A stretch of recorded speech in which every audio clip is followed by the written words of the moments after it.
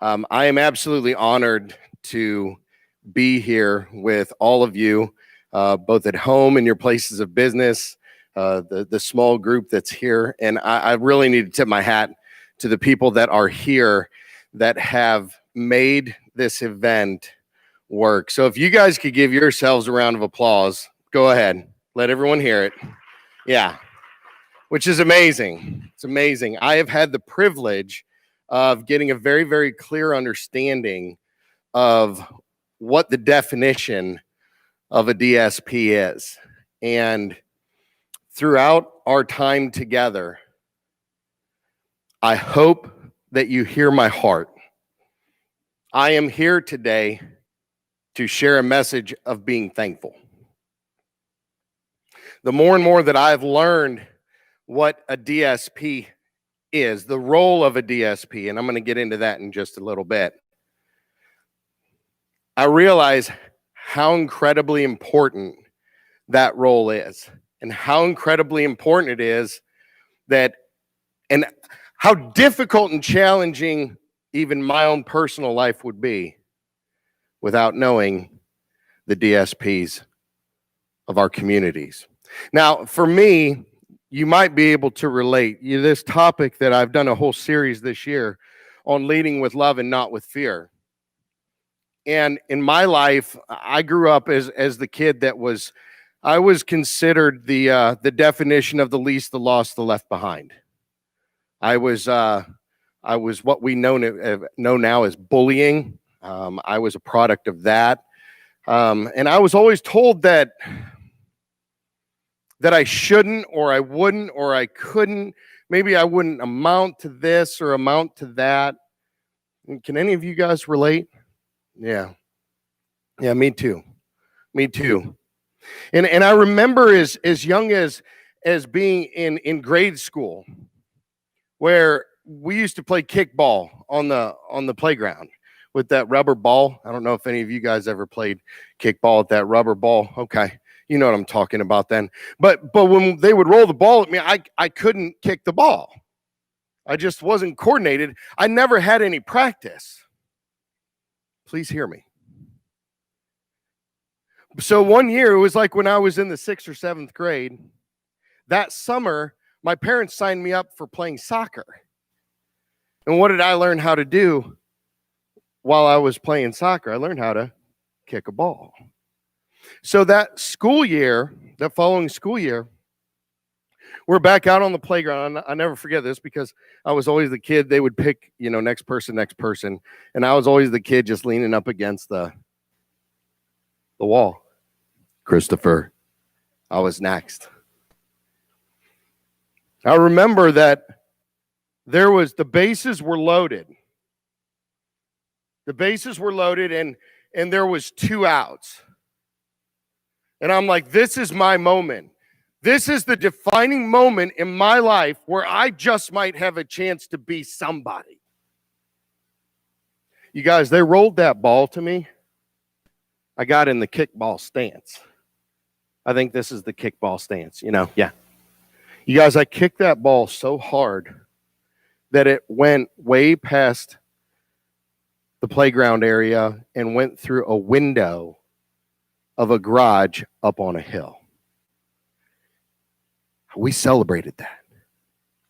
We celebrated that. I had tears. You would have thought I won the Nobel Academy. It was awesome. Now, I have to remind you that it took that entire following summer of raking leaves that I had to pay for that window. But I was never picked last after that. My question at a very young age was, why did it take something like that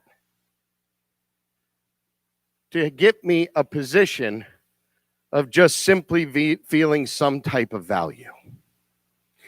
Moving on with my story, I graduated Wadsworth High School. I'm from Northeast Ohio. I graduated from a town called Wadsworth, Ohio in 1990. I remember everybody used to pick on me because of what I really wanted to do.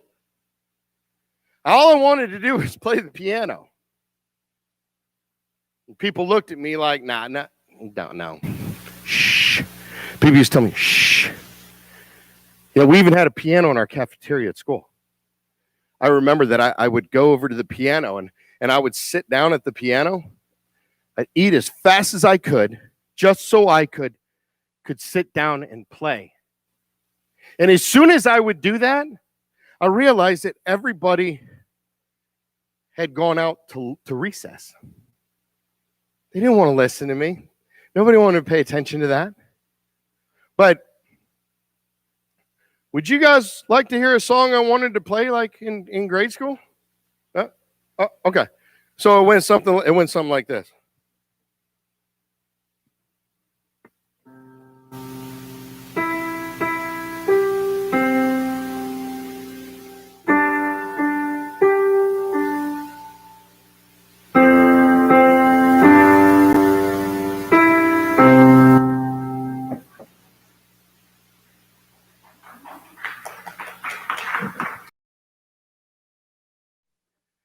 That's all I wanted, was just that little applause. So people would recognize me for me. Not what they thought I should be into, but what I was into, what I wanted to do. Now, in order to get good at anything, what do we have to do? Everybody in this room that you didn't hear said practice. And if you said practice at home, you're exactly right. And this is what a little bit of practice can do for you.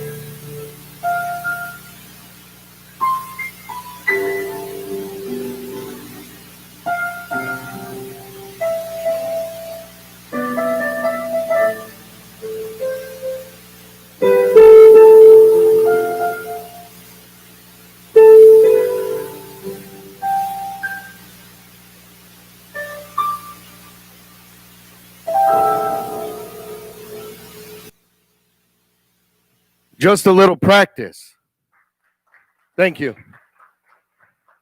can make a significant difference. And I hope that when you hear this message today, you take this for yourself, receive this for you. But now what was I supposed to do? I've got a little bit of musical talent in my life. Now what? Well, I graduated Wadsworth High School. I never stopped playing, but this is when my life changed forever. See, I had to get a job. I had to get out into the real world because the piano wasn't necessarily paying the bills. The life of a musician is not an easy road. I got a job at a lumber company. And one of my responsibilities at the lumber company was to prepare the next day's lumber package. So I'm picking up these heavy boards out into the lumber yard, picking up the heavy boards, putting them onto the tow motor, picking up the heavy boards, putting them onto the tow motor. I remember this like it was yesterday. I reached down to pick up what I learned was going to be my last set of boards. And little did I know, I had 2 herniated degenerative discs in my back. My back injury left me paralyzed for over 6 months. I was told by doctors that there was a very good possibility that I'd never walk again. I was also told that by the age of 35, I'd have 3 corrective surgeries to repair the injury. Now, let me share this with you. I was 20 years old when this happened. I celebrated my 21st birthday with a donut on my belly and my mother and father singing happy birthday bedside. Yay. I thank God for my parents. But there's a lot of other things that I wish that I could be doing for my 21st birthday. What were you doing for your 21st birthday? I don't even want to know. Never mind. Never mind. I went to the darkest place that I had ever gone at that moment. The sad part is that I had nobody to relate to. I had nobody to talk to. I didn't want to be a part of this life because of what it gave to me. I became angry. I was confused. I was hurt. I was defined as part of that group known as the least, the lost, the left behind. And everybody that I was surrounded by was leading with fear. And they were putting me in this box. And I'm like, what is up? But I didn't know how to fix it. I'll never forget this. It was the night of my 6-month anniversary of being paralyzed. Been paralyzed 6 months straight. I used to count the dots on my ceiling for entertainment. And I thought to myself, you know what? If this is my plan, I'm going to need some serious help with this because I was not doing good. And then I hatched an idea. I thought, you know something? If I could just have my legs back, I'd promise to do something good with my music. So I woke up that next morning only to learn that there was no change whatsoever. And then I became unbelievably angry. Then I woke up on the second day, still to no change.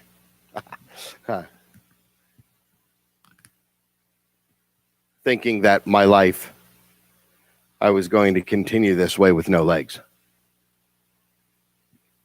Then I woke up on the third day. See, there was a different plan for me that I was not made aware of. I woke up on that third day to the feeling in my left foot. Did you hear me? To the feeling in my left foot.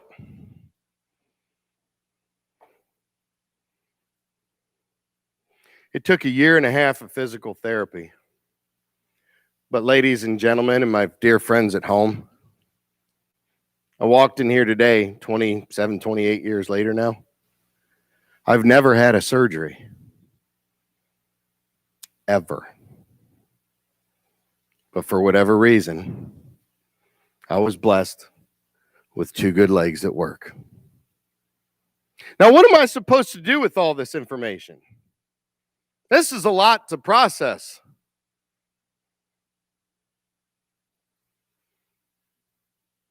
As soon as I got my legs back, remember that promise I made? Of course, I went to Las Vegas to play. Right? Maybe not the best choice. But I wanted to use my talents. So I did. I remember I was playing at the Bellagio in Las Vegas, Nevada, tearing up this piano, just having a blast. I remember this also was like it was yesterday. I was playing a song that I wrote called "He Paid Me with His Blessings."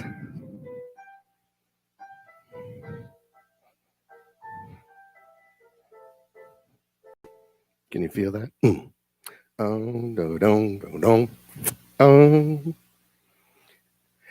I had more money in my tip jar. It was more like a fish bowl that you could ever dream of.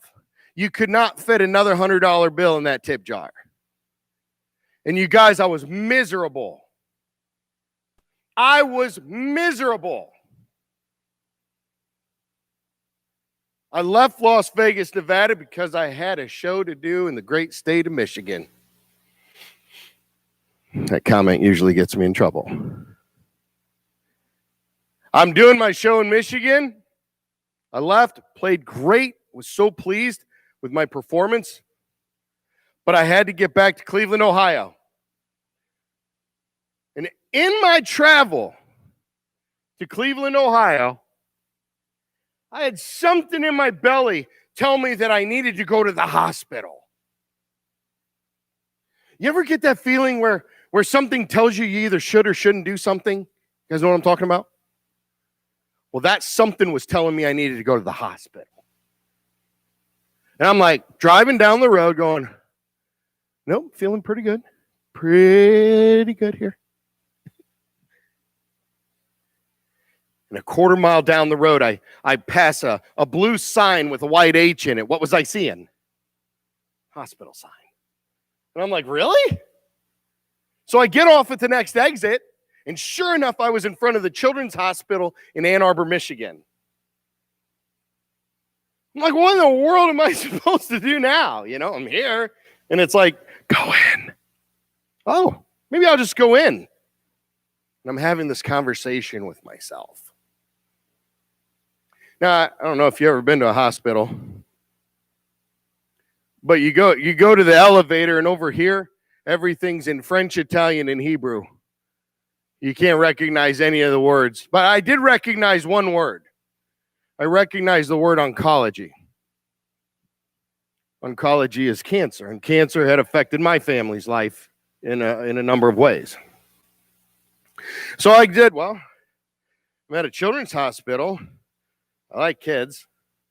So I know a little bit about cancer, so I'll go there. So I get off the elevator, ding, and you guys, I walked around like I own the place. Hey, how you doing today? Hey, good to see you. Hey, good morning. How are you? Hello. Hello. And in my travel down the hallway, I hear this, hey, coming out of one of the hospital rooms.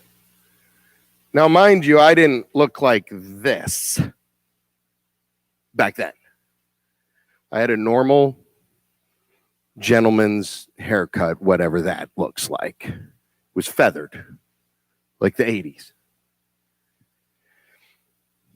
The nurse down the hallway looked at me. I looked at her. She looked at me. I looked at her. She looked at me. And she goes, go ahead. She motioned me to go into the hospital room where I had never been before. Stranger danger. So I kind of did one of these.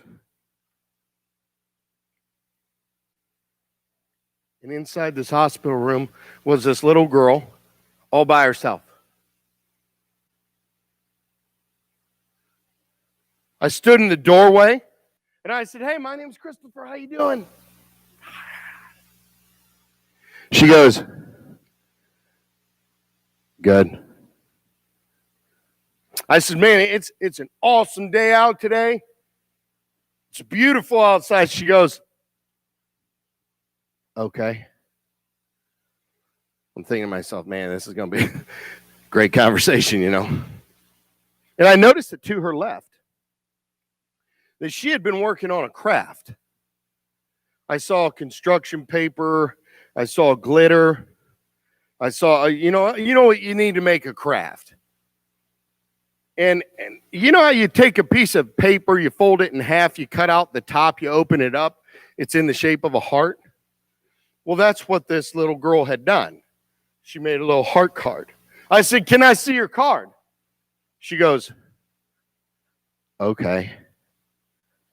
So I kind of reached over, opened up the card, and it said, I love you, Mommy, on the inside.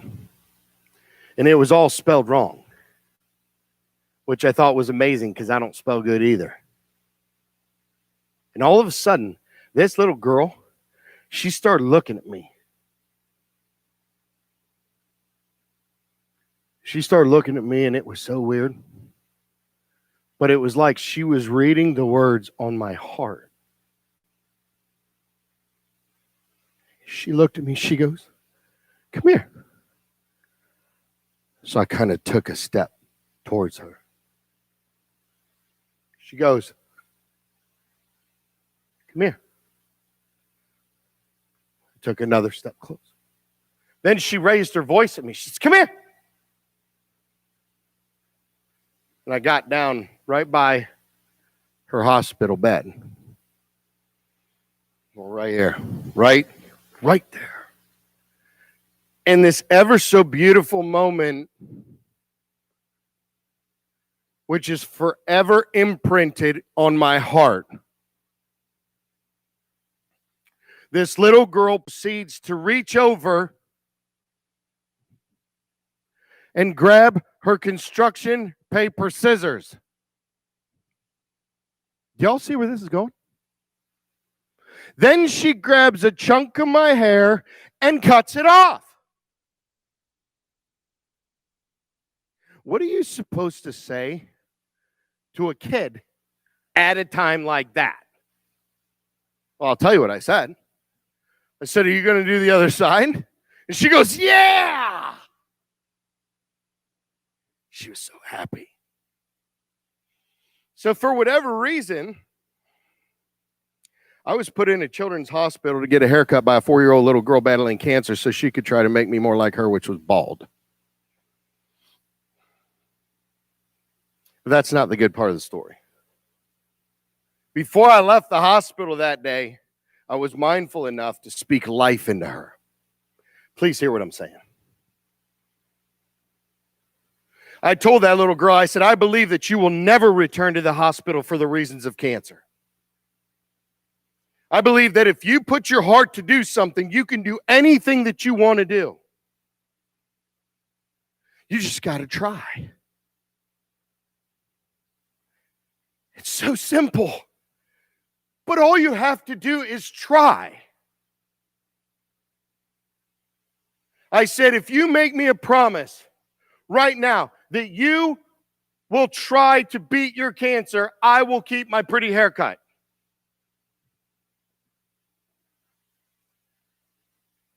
That was like 12 years ago. And that little girl is cancer-free. She's an all-star athlete. And I'm stuck with this haircut. See, people look at me, their initial response is, oh, he must do drugs and play guitar in a goth band. For real. You know, that's because we spend more time on judging another person than we do taking a look at ourselves and saying, you know something, what can I do to improve? Well, now what am I supposed to do with all this information? I've got my legs back, got a sweet haircut. Now what? I'll tell you what I did. I put together something called the 13 messages from Milo. You see the 13 messages on these blocks on the banner here in order to motivate, encourage, and empower. That's M-E-E, me. Motivate, encourage, empower yourself. You can do this. But see, if you remember any part of the story that I just told you, I wasn't there. I didn't feel like motivating myself. I didn't even want to be here. That many of you can relate to.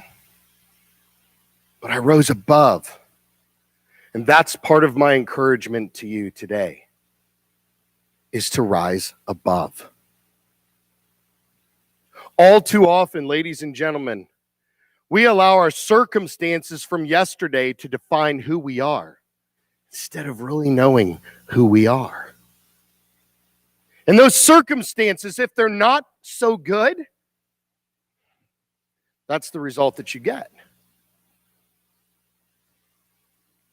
So I continued to put together this program. And you know, the kid that everybody said, and please receive my heart right now, please, because I'm not boasting one bit.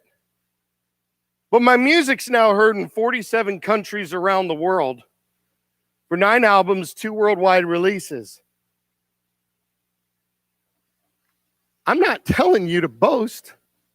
I'm telling you because I'm blessed.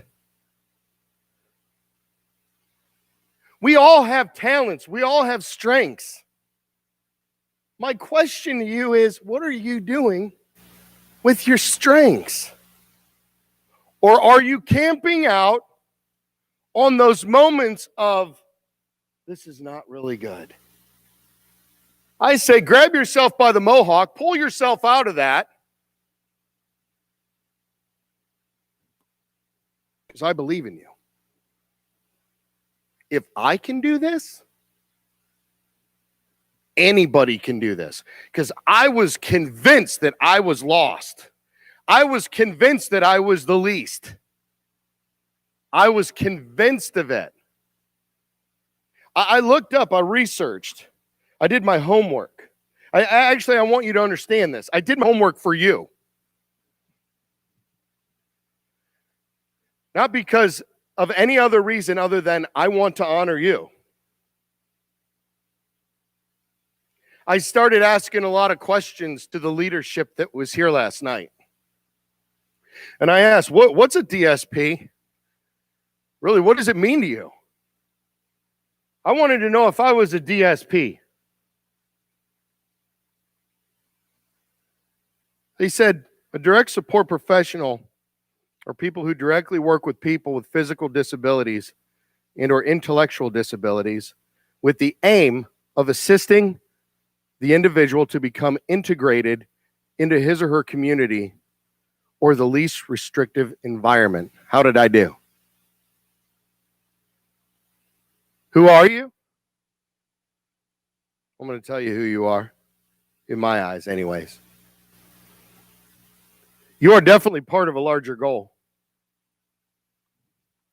You're constantly adapting to things because of the number of hats that you have to wear. Well, you don't have to wear, you choose to wear. You're part of an enormous network of things. You provide more support and community awareness as well as integration. I learned that last night. You guys aim to assist people in realizing their full potential. I had people like that in my life. And again, I say thank you. They led their lives with love, not with fear. They loved me. You know, these current times in life, let's look at the bigger picture for just a second. We could sit here and camp out on social isolation. We can camp out on any one of the boo-hoo, wah-wah, any of it. You know what? My encouragement to you is please stop it. Just stop. We need to come together. You got into this field to do what? If I'm not mistaken, you got into this field to love people. That's what you guys validated to me last night. Because you love what you do, right? Man, remind yourself that you wanted purpose. You found purpose in being a blessing to other people, to respect and care and to elevate and empower.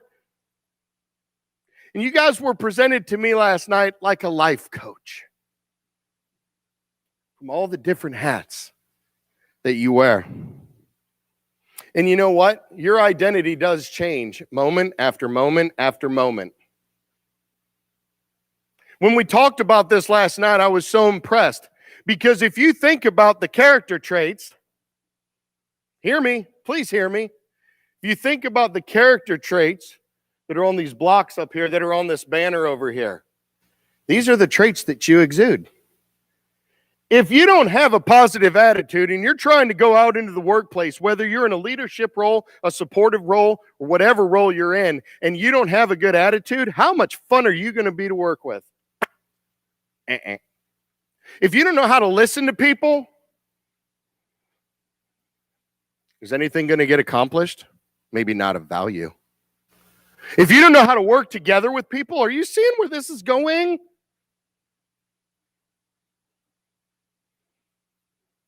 You've got it. You're an elite group of people. That's who you are in my eyes. You are an elite group of people. You may be viewed as underpaid. You may feel like that. You may feel underpaid. I talked about that last night with some of you. Overworked and sometimes stretched. Yeah. But if you think like that, it could remain very challenging. In my line of work, in 2018, I was made aware of 47 suicides under the age of 18. My youngest in 2018 was 10.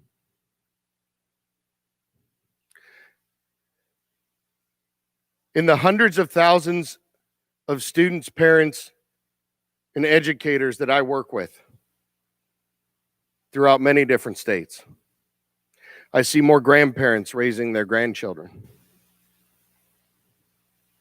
There's such a lack of leadership. And you know what? You are the leadership. A DSP equals leadership. Everyone needs a DSP in their life. I did. That's why I'm so grateful for each and every one of you. I could have camped out on the fact of all that trauma that I was faced with, or I could rise above.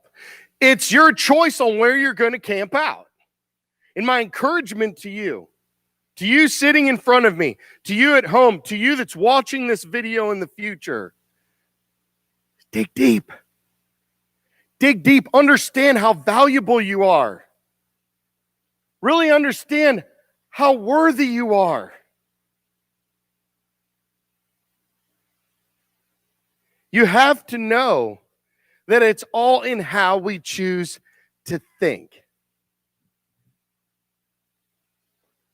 We have to program our minds sometimes to sometimes think a little bit differently. And if you need help in how to think or what to say, I'm going to give you the best 3, 4, and 5 words right now. So if you're somebody that likes to take notes, now's a good time. The best 3 words that you can share with anybody that you're working with is I love you. I love you. If you're a part of my weekly Zoom calls that I've been doing since April, you know that I talk about this all the time. Who do you need to say I love you to? I believe in you. I believe in you. This is called speaking life. And I'm so proud of you. You guys, sometimes it's just a matter of cleaning out your house. This is where I'm talking about your house. It's your soul. Your soul is made up of your mind, your will, and your emotions. And sometimes if your soul's been tampered with, if your mind's been messed with, if your emotions have been messed with, sometimes it's as simple as saying, you know what? Reach out to somebody and say, I need some help. Because I've gone through some stuff that's not good. We need to eliminate that. Once you omit that from your life, oh my gosh, now you can approach things with a clean heart. I hope that you can see and feel my passion in this. Let's face it. You guys serve an invisible population at times. I wish that I could go into detail on how honoring and valuable that is. Right now, you're just going to have to believe me. That'll be a whole nother segment. But it's so good to carry the title of a DSP has earned all of my respect. You know, a DSP is a type of person that has inspired me to do what I do today. People that didn't give up on me. People that encouraged me. People that told me I was going to do good one day. You know, Mrs. Pape on my school playground, she was about 3.5 feet tall. And she was mean. God rest her soul. You know what that lady told me? She said, Christopher, one of these days, people all over the world are going to hear you. They're going to hear your music. I was like, okay. Sure. And you know what, you guys? I chose to believe Mrs. Pape. I want you to choose to believe what I'm telling you right now, and how much I honor you, and how much I value you, and how worthy you are. You know, I don't often talk about this, but my niece Victoria passed away just a couple years ago. She had something called arthrogryposis. And as I reflect on the 16 years of her life and the countless surgeries that she had, I only wish that I could have been more of an intricate part of her life. My brother and his family lived so far away. And I know that I won't get that time back. But one of the biggest takeaways that I took away from that entire experience was the fact that there were so many different DSPs that came to my brother's house to serve them. They made life a little bit easier. On the days that they felt like giving up, they were there to encourage. It might have been as simple as a hug or word of encouragement, but you were there. Did you hear me? You were there. I'm sad to report that we live in a society that is fatherless in many ways.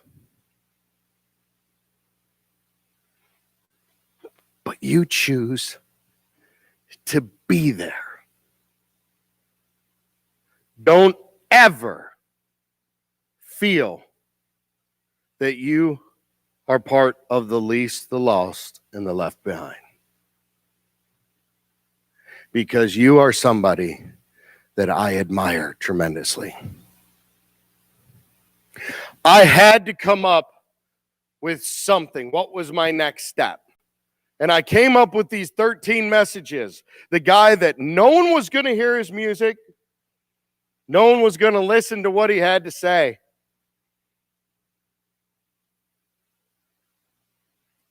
And now I go to schools. I work with parents. I was in prison just a few weeks ago, just to visit. Man, I know you guys were in the virtual world here, but you should have seen this room just light up. To be able to be a gift to somebody on death row, all I can share with them are the 13 messages. And their lives, they tell me they're a mess. I'm like, did you ever have any coaching in your life? No. You ever have anybody be a part of being genuine in your life? No, everybody treated me horrible. Hey man, what are your talents? I don't have any talents. Oh, okay. What do you like to do? Well, I was a software engineer prior to coming into the South. Oh, you don't have any talent? Huh. Sometimes all you do is create a simple conversation of reminding people what they've forgotten. Oh my gosh. Have you ever been inspired by anyone? I was inspired by Zane last night at supper. Do you know how to work together? I had a guy tell me that he wanted to join the military, but he hated working with people. I said, huh?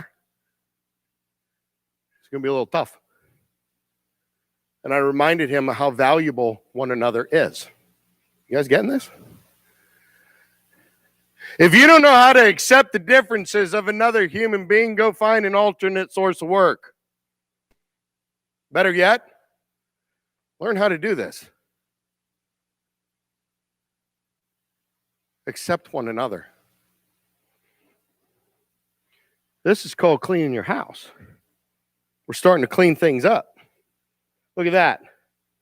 Is it good to be curious? You're darn right it is. What comes from curiosity are the most amazing new creations. Whether it's computers, whether it's music, whether it's just an idea that somebody reaches and says, you know something? I've been working with the 13 messages since you came to my school 12 years ago, and I just graduated. I'm going to school to be a doctor. I'm starting to get those emails because I put in the time. I'm like, people actually listen to this? You can listen to it all you want. Are you applying it? It's the application. Get nosy with this. Figure out how you can be as curious as you could possibly be. We could sit here and do this all day. You have to trust. You have to. This is one of the hardest things that I had to overcome for me personally, because everybody wanted to hurt me. So I thought. You know how challenging this is? Maybe you do. But guess what? I learned that my identity wasn't part of being picked last. My identity was part of this. And then it all started to make sense. Wait a second.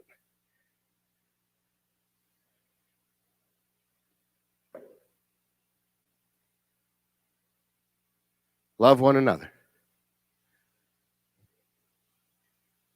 If we lead with love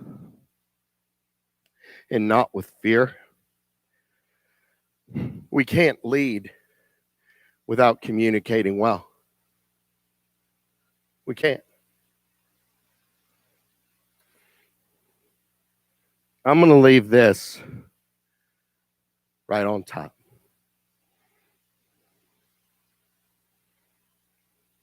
When you clean out your house, this happens. There's an alignment that takes place. My encouragement to you is to clean out your house. What do you need to do to present the best that you can present? You ask these guys. When I got back to the hotel last night, they're like, what are you going to do, sit on the computer all night? I was on the computer last night after dinner, after setting up, after being exhausted, so I could honor you and give you my best. We don't do things to be in compliance. We do things because we're committed. And if you're in that position where all you feel like doing is being in compliance, please connect with me. I'd like to talk to you for just a few minutes. And you can reach me right through ChristopherMilo.com. Because I'm going to remind you how incredibly awesome you are. You guys, any one of you, in my opinion, could be up here making a presentation. Every one of us has a story. My encouragement to you is to share your story. Please share your story. I don't know if you realize this, but I don't know if you know how long or what color your cape is. But I promise you this, you are somebody's superhero.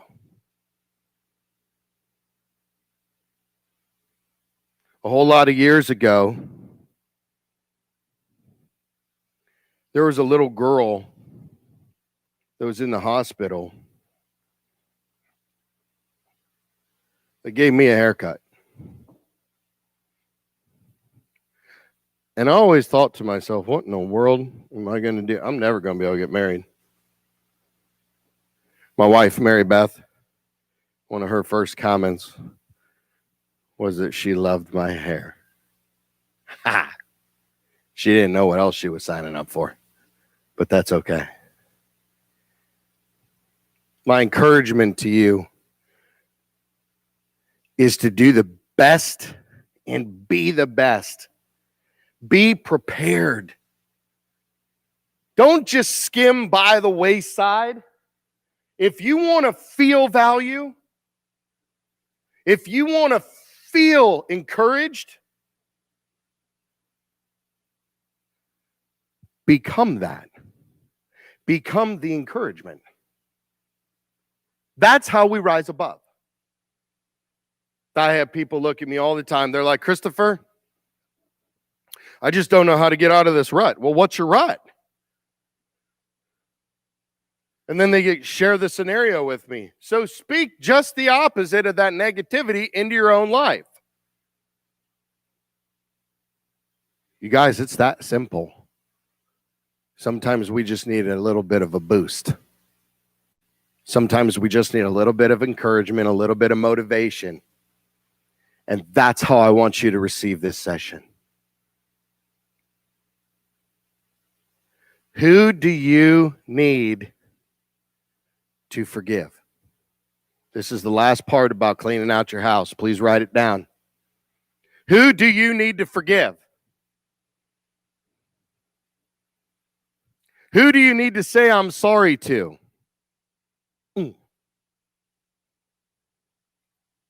Who do you need to ask for their forgiveness?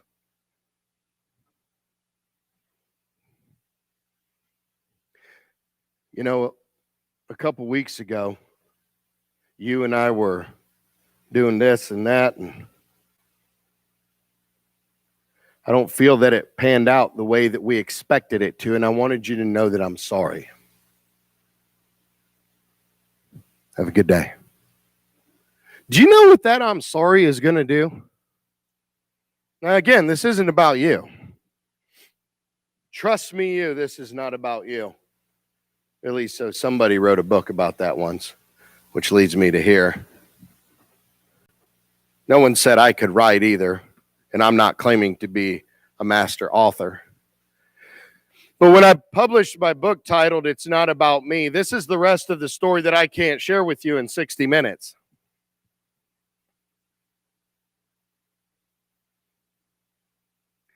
This is a product of me saying I'm sorry to people. This is the result of me asking for forgiveness. This is me saying, I'm going to get out of myself long enough so I can recognize the needs of other people. Now, if you're one of those people that says, you know something, well, I'm in this role and I do this and I'm constantly serving other people. You know what? It was brought up this morning. Take 5 minutes for yourself. I couldn't agree more with that. But I also want to challenge you to take it one step further. Find value in every single moment of your life.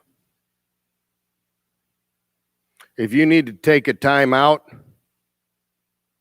you need to take a moment for yourself to regroup, then you go ahead and do that. But I'm here to tell you that it takes practice. You have to practice looking at yourself in the mirror. Look at yourself in that mirror. See your reflection. And know that greatness is what you're looking at. That's how you rise up to that point. You are so needed.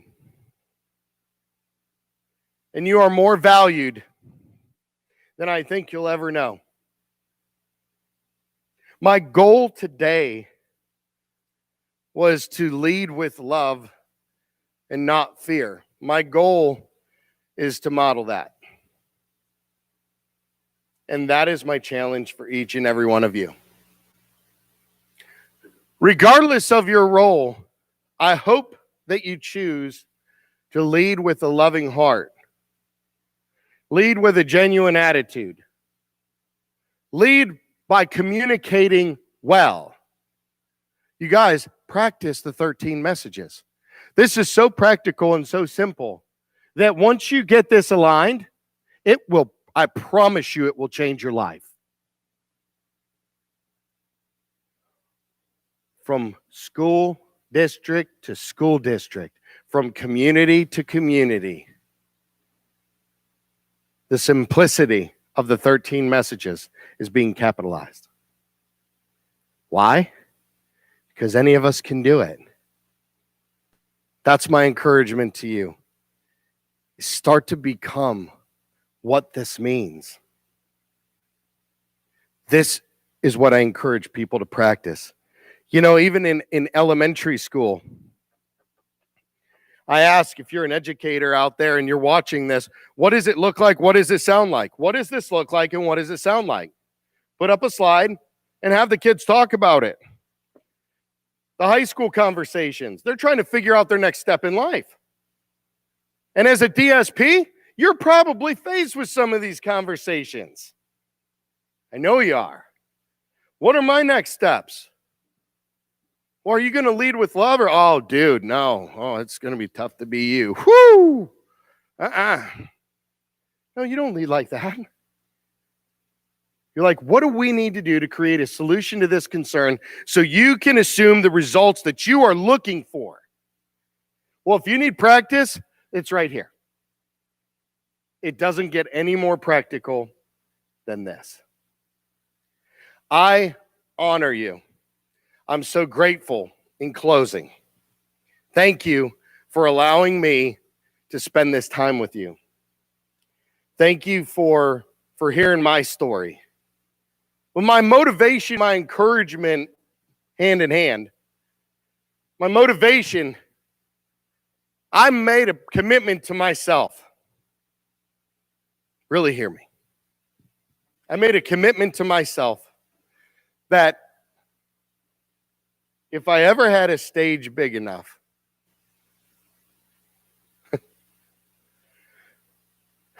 I would become the voice that my niece Victoria never had.